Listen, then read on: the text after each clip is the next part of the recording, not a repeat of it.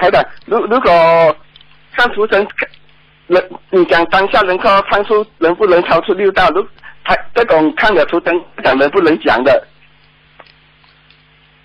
什么意思啊？你说的我听不懂。没有，如果看图腾看台长能看出的，好像今次能不能修出超出这6道？台长看到能不能讲的？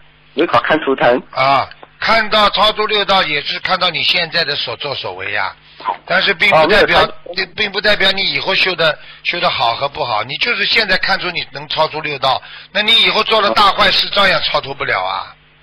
我知道，这种台长看到能不能讲的？可以讲，我可以讲，为什么？